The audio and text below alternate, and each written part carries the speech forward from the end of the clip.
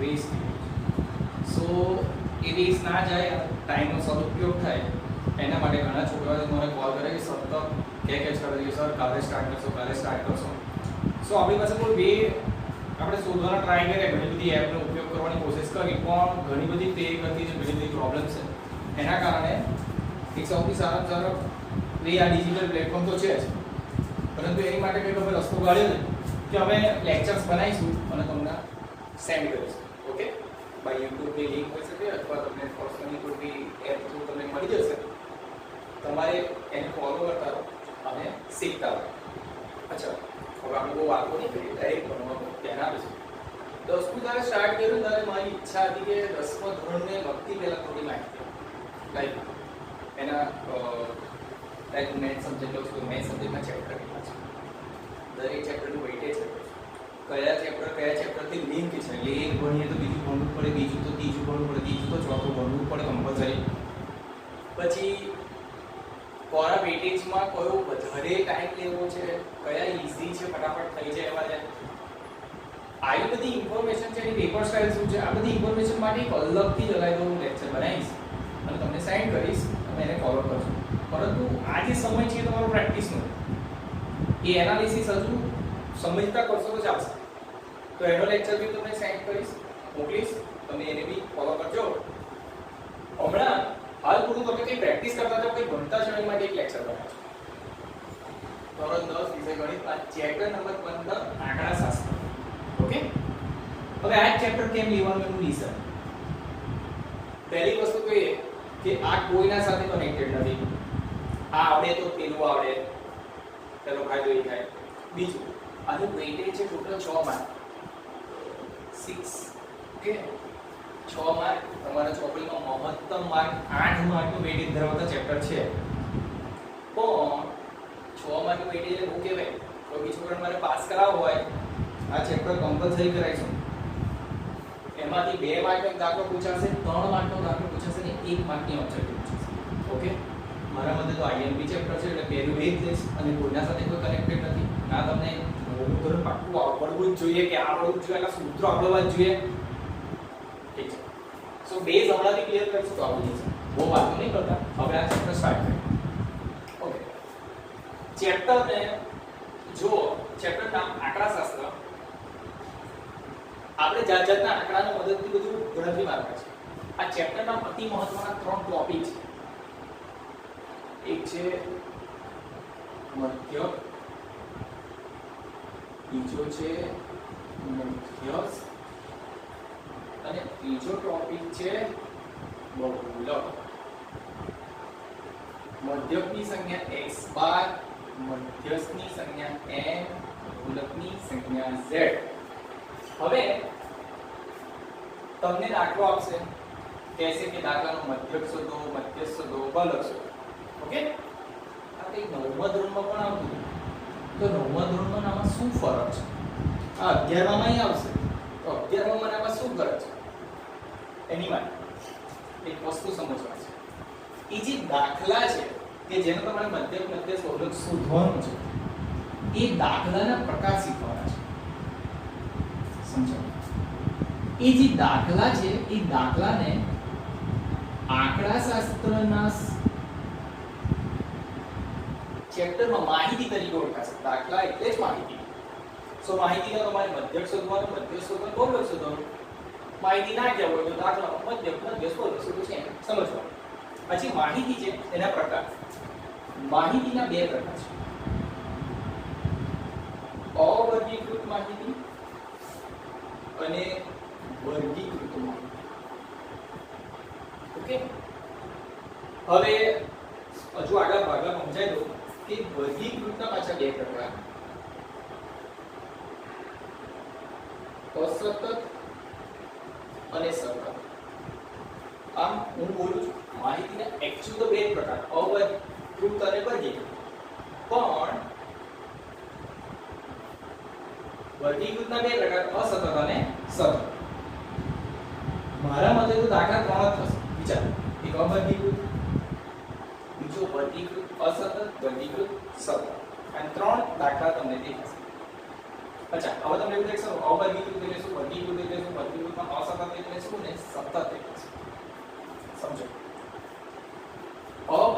દાખલા એટલે એવા દાખલા જે કોષ્ટકમાં ન હોય. લાઈક કોઈ છોકરાને આપણે અથવા કોઈ ક્લાસમાં જઈને હું પૂછું છું 50 માર્કના ટેસ્ટમાં કે તારા કેટલા માર્ક આવ્યા, કે એ છોકરો કે 50 માંથી મારા 41. કોઈ કે કીધું સર મારા 18, કોઈ કીધું કે મારા સર 23 આવ્યા, 25 આવ્યા. આ રીતે જે કંઈ માહિતી ભેગી થાય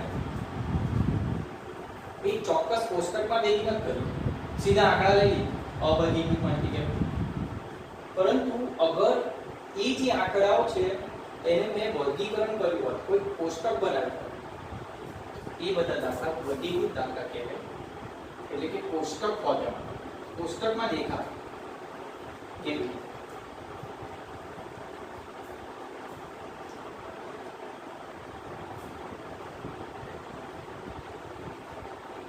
કેવી રીતે સમજો. તે માનો કે ક્લાસની અંદર 10 જ છોકરા છે, તો 1 2 3 4 આ બધા ક્રમ છે. માનો ક્રમ એટલે x ના ક્રમ અને એના માર્ક. પહેલા નંબરના 25 માર્ક, બીજા નંબરના 23 માર્ક, ત્રીજા નંબરના સો આવી રીતે જ્યારે કોષ્ટક બનાવી દી તો એ અસર નથી બધી બહુ રીતે ગોઠવણી થઈ શકે. હવે સતત દાખલા આપો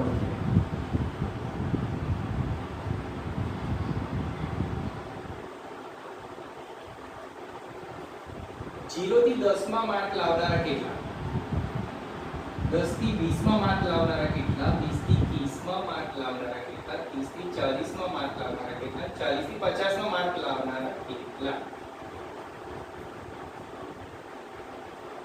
2 5 7 whatever it is. Okay, હું ફક્ત દાખલા નથી બનાવતો, ફક્ત તમને ઉદાહરણ આપું છું કે દાખલા કેવી પ્રકારના તમને હશે ને શું દેખાશે. સો આવો આપણે 9મા ધોરણની અંદર કરતા કે કોષ્ટક બનાવો, વર્ગીકરણ કરો. ઓકે, અચ્છા તો હવે મેં મુદ્દો તો સર આટલું બતાવ્યું શું કર અવર્ગીકૃત દાખલા એટલે કે કોષ્ટકમાં ન હોય એવા. વર્ગીકૃતના 2 પ્રકાર, અસતત સતત. તો સતત એટલે એવા દાખલા જે કોષ્ટકમાં તો છે, અસતત એટલે કોષ્ટકમાં છે પરંતુ સતતમાં વર્ગ લંબાઈ સમાન છે. જો 0 થી 10, 10 થી 20, 20 થી 30, 30 થી 40, 40 થી 50. બીજો દાખલો હોય કે 0 થી 100, 100 થી 200, 200 થી 300, 300 થી 400, 400 થી 600 ડિફરન્સ હોય. આ જે વર્ગ હોય સ્ટાર્ટિંગમાં એમાં વર્ગ લંબાઈ અને જે ડિફરન્સ છે 10 10 નો છે બેટા. હવે 10 10 નો બી હોય, 20 20 નો બી હોય, 50 50, 100 100, 1000 નો બી હોય, ડિફરન્સ એક સમાન હોય તો એ દાખલાને સતત દાખલો કહેવાય. અને જેમાં ડિફરન્સ સમાન ન હોય અથવા ડિફરન્સ જ ન હોય પણ કોષ્ટકમાં હોય આવા દાખલાને અસતત દાખલો કહેવાય. 9મા ધોરણની અંદર અવર્ગીકૃત દાખલા આવતા હતા, અસતત દાખલા આવતા હતા. 10મામાં ફક્ત સતત દાખલા જ આવશે. તો ફક્ત આપણે આ ફરી એક્સપ્રેશન કે જ્યારે મારે આજ ભણવાનું તો આખી બધી લેક્ચર કમા 11માં આવશો ને ત્યારે ફરી આ યાદ હશે ને આ બધું ભૂલી જશો એટલે યાદ કરો ભણો તો બધું જ એક સાથે. ઓકે, તો આપણા કોર્સમાં હવે કયા દાખલા છે સમજી ફક્ત સતત દાખલા બરાબર જેની વર્ગ લંબાઈ એક સમાન હશે.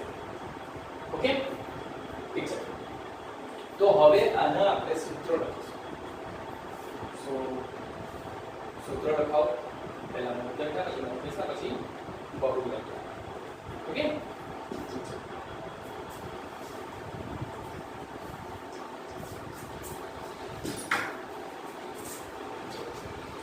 સૌથી પહેલા હું તમને મધ્યકના જ સૂત્ર લખવાની પેટર્ન એ રીતે છે. દાખલા કેટલી લખાય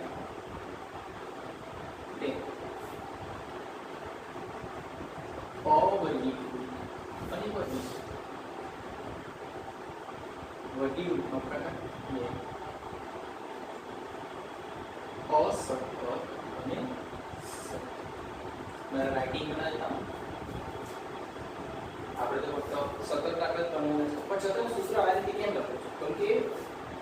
જે તે કશું છે હમણાં નથી પણ આગળ જતા આવશે એટલે તમારે લખવાના રહી. હવે ચલો આપણો ટોપિક છે મધ્યક અને મધ્યક શોધો છે. ઠીક છે. સો આપણા કોર્સમાં ફક્ત સતત દાખલા આપણે એવું બોલીશું સતત દાખલાનો મધ્યક શોધો. અચ્છા, સતત દાખલાનો મધ્યક શોધવાની 3 રીતો છે. પહેલી રીત સીધી રીત, બીજી રીત ટૂંકી રીત અને ત્રીજી રીત વિચલનની. સતત દાખલાનો મધ્યક શોધવાની 3 રીતો: સીધી રીત, ટૂંકી રીત અને વિચલન રીત. આ રીતે પણ શું અવર્ગીકૃત દાખલાનો મધ્યક સીધી રીતે, અવર્ગીકૃતનો મધ્યક ટૂંકી રીતે, વિચલન રીતે. પણ આપણે કોર્સમાં ફક્ત સતત છે એટલે બધાને નહીં જોવું એટલે હું અવર્ગીકૃત દાખલા ગણવાના નથી, અસતત દાખલા પણ ગણવાના નથી એટલે એના સૂત્રો પણ નથી લખતો. આપણે ફક્ત સતત દાખલા ગણવાના છે. સતત દાખલાનો મધ્યક સીધી રીતે ગણવો હોય આ રીતના નામ છે.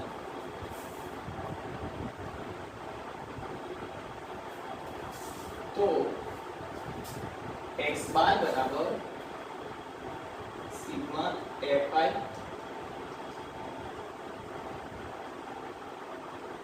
xi છેદમાં n.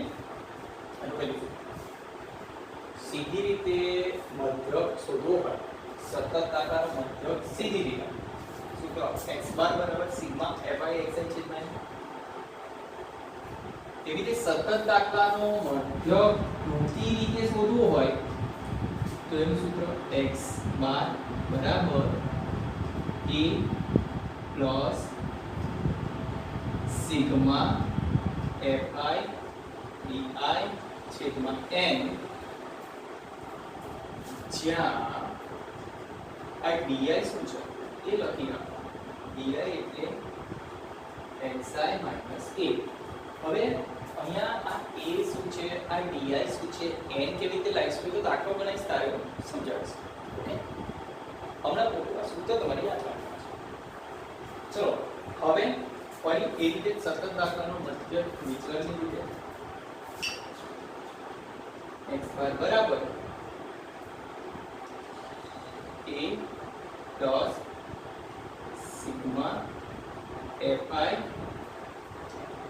ui upon n ગુણ્યા h, જ્યાં h એટલે પદ લંબાઈ.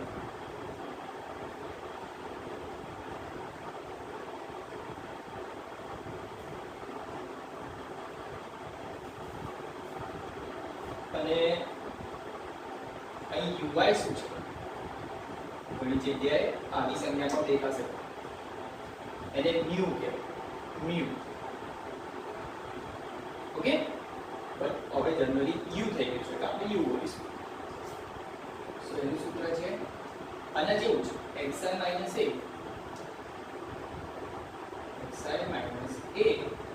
અપોન h આટલું વધી જાય જેમાં બરાબર h. સો અહીંયા વિડિયોને પોઝ કરવાનો, આનો સ્ક્રીનશોટ લઈ લેવાનો, ફોટો લઈ લેવાનો અને સૂત્ર યાદ કરવાનો. ઓકે, નવા સૂત્ર લખજો.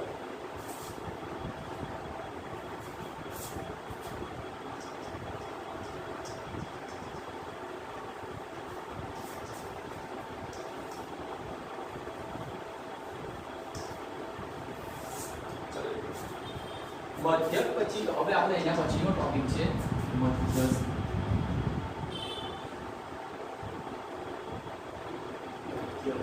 મીન x બાર એટલે મીન, એટલે મીન.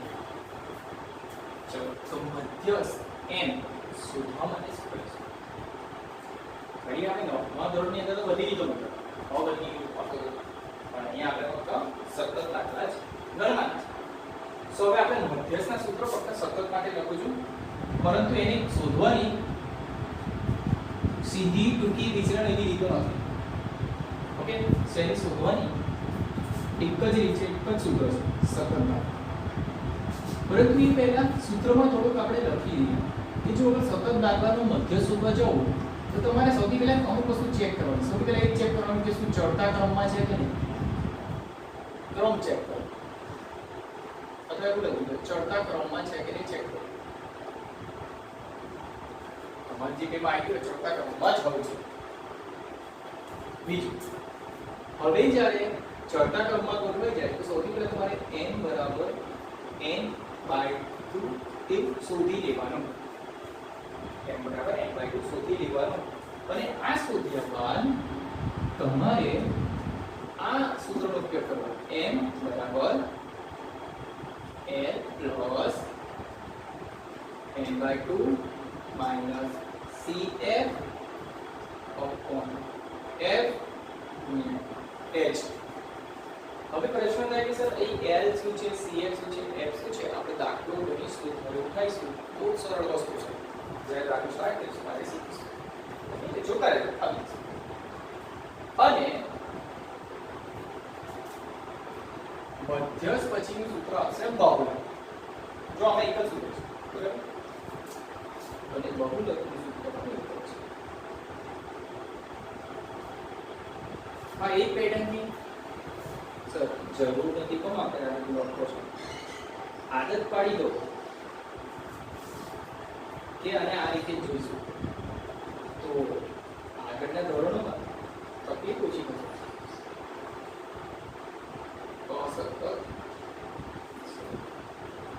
ફરી સ્પેશિયલ એ કે સતત દાખલાનો બહુલકની સંખ્યા છે એની માટે સૂત્ર. સો એની માટેનું સૂત્ર છે z બરાબર l plus f1 minus f0 upon 2f1 minus f0 minus f2 ગુણ્યા h. છોકરાઓ ખાસ યાદ રાખો. જોઈએ ઘણા છોકરાની આદત છે આ લીટી આમ લેવી છે. સર મીનિંગ બદલાઈ જાય, રસાવાળી સિચ્યુએશન આવી જાય ને એવું થાય તો જવાબ ચેન્જ થઈ શકે છે. એટલે થાય તે સુધી આ લીટી આટલે સુધી છે. ભૂલથી છોકરાઓ આગળ લીધી છે અને એના કારણે એ જ ગણતરીમાં ભૂલો કરે છે. સો સૂત્રમાં ધ્યાન રાખવાનું. પ્લસ સુધી નીચે લીધી છે આગળના બધું. સો બહુલકનું સતત દાખલાનો બહુલક શોધવો હોય તો સૂત્ર z બરાબર l plus f1 minus f0 upon 2f1 minus f0 minus f2 ગુણ્યા h.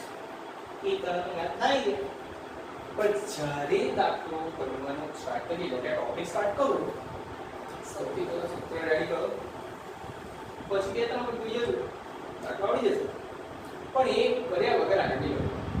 ઓકે, હવે બહુલક શોધવાની બીજી રીત અને એ રીત માટે જે સૂત્ર વપરાય એને કહેવાય આશાદિત સૂત્ર. બહુલક શોધવાનું આશાદિત સૂત્ર z બરાબર 3m માઈનસ 2x બાર. આનો ઉપયોગ કેવી રીતે થાય, ક્યારે થાય સમજાવશે. ઓકે, સો હાલ પૂરતું તમને લખાયેલા અમારા બધા સૂત્રો તમારે રેડી કરવાના છે. એ થઈ જાય પછી આપણે આગળ વધીશું. હું કહી રાખું છું કે આના પછીનું નેક્સ્ટ લેક્ચર બહુલક ચાલે એટલે આ સૂત્રનું ઓકે. જય શ્રી કૃષ્ણ. દરેક સ્ટુડન્ટ લાસ્ટ ટાઈમ તમને બધા સૂત્રો લખીને સમજાવ્યા મધ્યસ્થ બહુલકના. હવે આપણી પાસે બહુલકના જે સૂત્રો છે ને એમાં મેં તમને કીધું કે આપણે બહુલકથી સ્ટાર્ટ કરીશું, પછી મધ્યસ્થ, પછી મધ્યસ્થ. એકચ્યુઅલી ચેપ્ટર આપણે રિવર્સથી ચાલુ કર્યું પણ એનો ફાયદો છે, સમજદાર પડે છે. સો આપણે બહુલક સ્ટાર્ટ કરીએ તો સૌથી પહેલા બધાને ખબર હોય કે બહુલકનું સૂત્ર શું છે શોધવા માટે. સતત દાખલા જ આપણા કોર્સમાં છે એનું આ સૂત્ર છે. આ સૂત્ર જો ના આવડતું હોય તો વિડીયો પોઝ કરો, પહેલા ગોખી ગાળો સૂત્ર અને પછી સ્ટાર્ટ કરો. ઠીક છે. હવે આપણે એક સતત દાખલો ઉઠાવીશું અને આ સતત દાખલામાં આપણે બહુલક શોધવાનું છે. સતત દાખલો કેમ છે ફરી સમજાવી દઉં. 10 10 નો ડિફરન્સ છે. 0 થી 10, 10 થી 20, 20 થી 30, 20 થી 40, 40 થી 50. ઓકે, હવે આ દરેકનો સરવાળો એ સરવાળો આપણે કરી જોવાનું. એ જે સરવાળો છે એ છે 25. ઓકે, બાકી તમે 8 8 ને 16 16 ને 22 22 ને 25. રેડી છે? અચ્છા, આપણે સૂત્રને આપણે જોઈએ કે z બરાબર l plus f1 minus h0 upon 2f1 minus h0 minus f2 ગુણ્યા h. આ શું છે? તો જો આ f ની અંદર તમને સૌથી મોટામાં મોટી સંખ્યા કઈ દેખાતી હશે? 8 એ સૌથી મોટા મોટી સંખ્યા. તો જે સંખ્યા સૌથી મોટા મોટી હોય એને નામ આપીશું આપણે f1. ઓકે, એને આપણે નામ આપીશું f1. આ f1 તો એની ઉપરવાળી સંખ્યાને શું નામ આપીશું? f0. એની નીચેવાળી સંખ્યાને શું નામ આપીશું? f2. જેને f1 નામ આપ્યું છે એની સામે નો જે વર્ગ છે એનો આ આગળનો ભાગ એને નામ આપીશું l. l એટલે 20. આગળ અધર સીમા, બીજી ઉર્ધ્વ સીમા. ઓકે, સો આપણો જે વર્ગ આવે એ વર્ગમાં જે અધર સીમા છે એને કહીશું આપણે l. ચાલો, તો આપણે લખી દઈએ કે આપણી પાસે શું મળ્યું? l 20 છે, f1 f0 f2 શું છે લખી દો. f0 છે મારી પાસે 5, f1 છે મારી પાસે 8, f2 છે 6 અને h એટલે ડિફરન્સ between two things. આ બે વચ્ચેનો ડિફરન્સ 10, એને કહેવાય વર્ગ લંબાઈ. ઠીક છે, હવે સૂત્ર કિંમત ને ચાલો આપણે સૂત્ર છે z બરાબર l plus f1 minus f0 upon 2f1 minus f0 minus f2 ગુણ્યા h. l કેટલા જો મેં અહીં મૂકો જ ના, l છે 20 વત્તા f1 8, f0